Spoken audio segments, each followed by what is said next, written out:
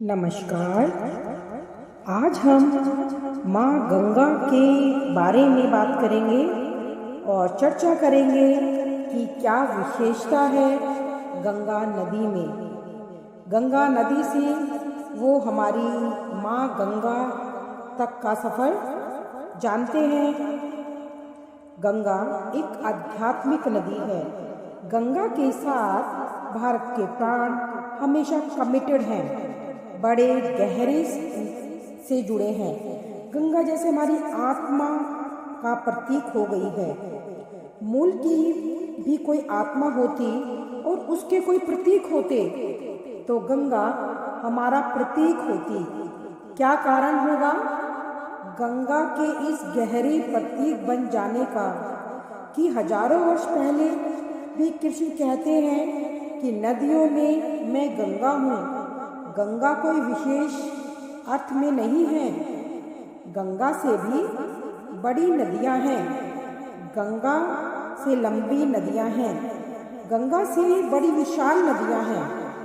पृथ्वी पर गंगा कोई लंबाई में, विशालता में, चौड़ाई में किसी दृष्टि से कोई बहुत बड़ी नदी नहीं है।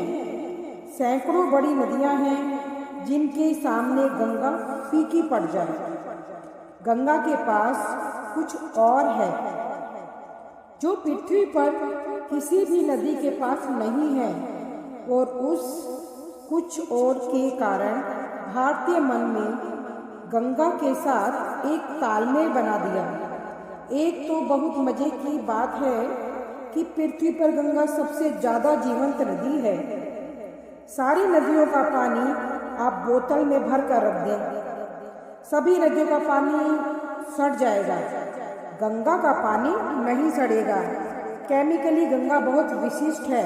उसका पानी डेटोरेट नहीं होता, सड़ता नहीं है।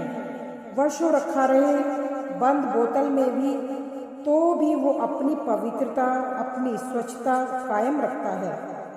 ऐसा किसी नदी का पानी पूरी पृथ्वी पर नहीं है। सभी नदियों का पानी इस अर्थों में कमज़ोर है। गंगा का पानी इस अर्थ में विशेष मालूम पड़ता है। उसका विशेष केमिकल गुण मालूम पड़ता है। गंगा में इतनी लाशें हम फेंकते हैं, गंगा में इतने हजारों वर्षों से लाशें बहाई गई हैं। अकेले गंगा के पानी में सब कुछ लीन हो जाता है। हड्डी भी दुनिया की किसी नदी में वैसी क्षमता नहीं है। हड्डी भी पिघलकर लीन हो जाती है और बह जाती है, और गंगा को अपवित्र नहीं कर पाती। गंगा सभी को आत्मसात कर लेती है, हड्डी को भी।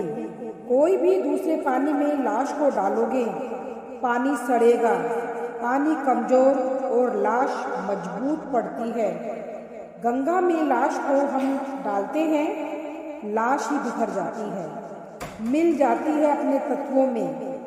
गंगा अछूती बहती रहती है, उस पर कोई प्रभाव नहीं पड़ता। गंगा के पानी की बड़ी केमिकल परीक्षाएं हुई हैं वैज्ञानिक, और अब तो ये वैज्ञानिक रूप से सिद्ध हो गया है गंगा का पानी असाधारण है। ये क्यों है असाधारण? ये भी थोड़ी हैरानी की बात है, क्योंकि गंगा जहाँ से निकलती है वहाँ बहुत नदियाँ निकलती हैं। गंगा जिन पहाड़ों से गुजरती है वहाँ से कई नदियाँ गुजरती हैं। तो गंगा में जो खनिज और तत्व मिलते हैं वो और नदियों में भी मिलते हैं। फिर गंगा में ही कोई गंगा का पानी तो नहीं होता। गंगोत्री से तो बहुत छोटी सी धारा निकलती है, और तो दूसरी नदियों का पानी ही गंगा में आता है। विराट धारा तो दूसरी नदियों के पानी की ही होती है। लेकिन ये बड़े मज़े की बात है, जो नदी गंगा में नहीं मिली उस वक्त उसके पानी का गुण धर्म कुछ और होता है। गंगा में मिल जाने के बाद उसका गुण धर्म कुछ और होता है। क्या होगा? कारण केमिकली तो कुछ पता नहीं चल पाता, वैज्ञानिक रूप से इतना तो पता चलता है कि विशेषता है। उसके पानी में खनिज और केमिकल का भेद है। विज्ञान इतना ही कह सकता है, लेकिन एक और भेद है। वो भेद विज्ञान में आज नहीं तो कल आना शुरू हो जाएगा। वो भेद है गंगा के पास लाखों लाखों लोगों का जीवन की परम अवस्था को पाना।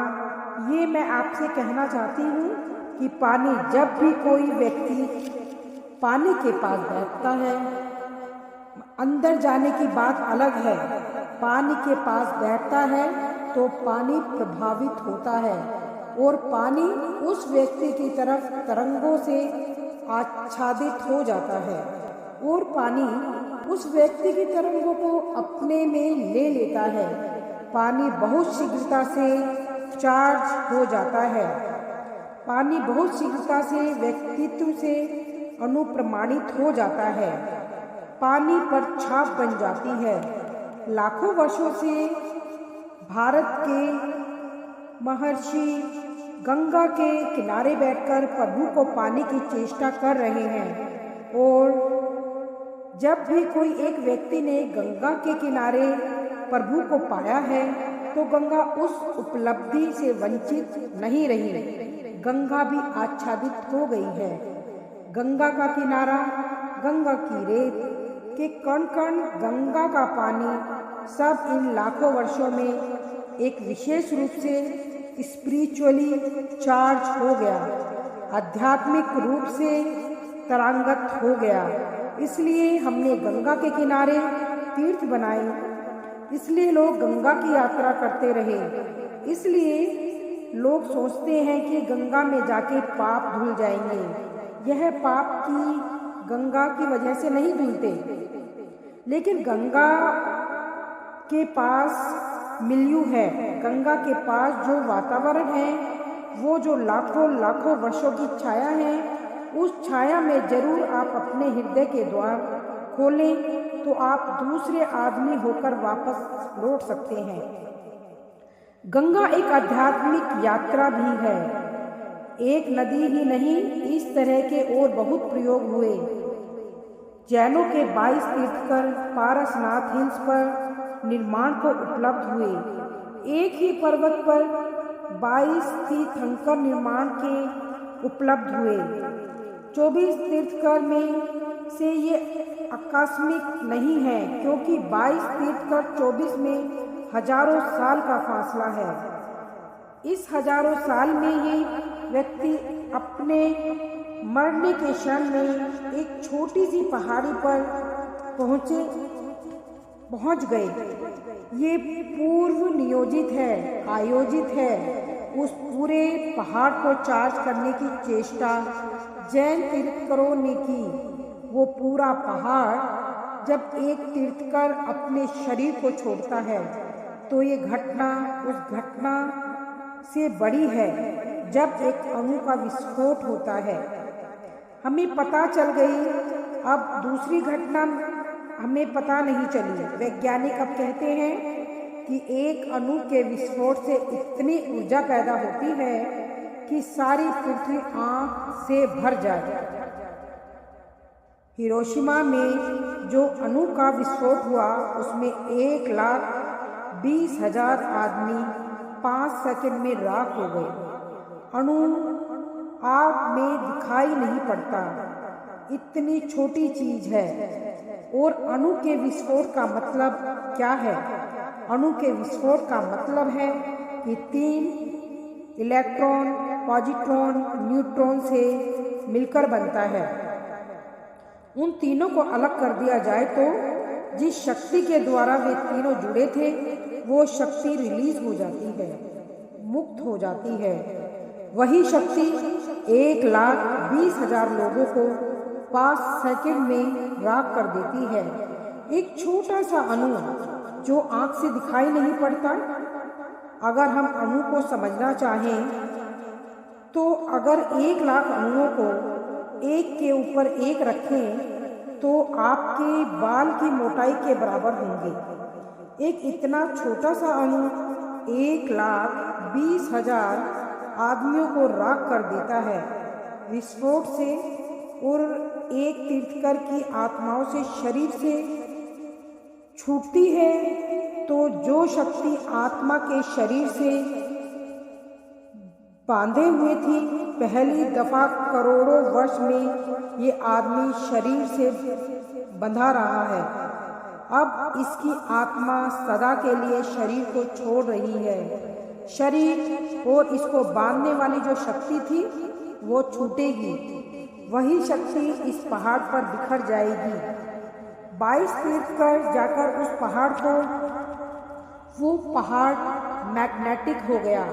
फिर उसके बाद लाखों वर्षों तक लोग उस पहाड़ की तीर्थ यात्रा करते रहे, इस आशा में कि वो मैग्नेटिज्म, वो चुंबक उनके प्राणों को भी छू ले और स्पर्श कर ले, जैसा लोगों ने प्रयोग किया है पारसनाथ हिल्स पर। ठीक वैसा ही हिंदुओं ने गंगा के किनारे किया है।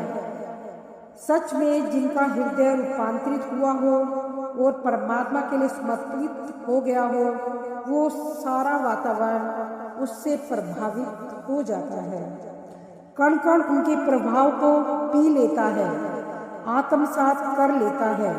कृष्ण कहते हैं, मैं नदियों में गंगा हूँ। गंगा साधारण नदी नहीं, एक आध्यात्मिक यात्रा है और एक आध्यात्मिक प्रयोग। लाखों वर्षों तक लाखों लोगों का उसके निकट मुक्ति को पाना, परमात्मा के दर्शन को उपलब्ध होना, आत्म साक्षात्कार को पाना, लाखों लोगों का उसके किनारे आकर अंतिम घटना को उपलब्ध होना। वे सारे लोग अपनी जीवन ऊर्जा को गंगा के पानी पर, उसके किनारों पर छोड़ गए। इसलिए कृष्ण कहते हैं कि मैं नदियों में गंगा हूँ। हे अर्जुन, सृष्टियों का आदि, मध्य और अंत मैं ही हूँ। इसलिए कुंभ में, संगम में अनेकों ऋषि मुनि स्नान कर रहे हैं, आम जनता भी स्नान कर रही है, और उससे उनको जो पॉजिटिव एनर्जी प्राप्त हो रही है, उसको आप लोग जाइए, कुंभ में स्नान कीजिए, गंगा नदी में, संगम पर। और क्या सच है क्या गलत है, ये गंगा की महत्ता आप खुद जान सकते हैं। Thank you.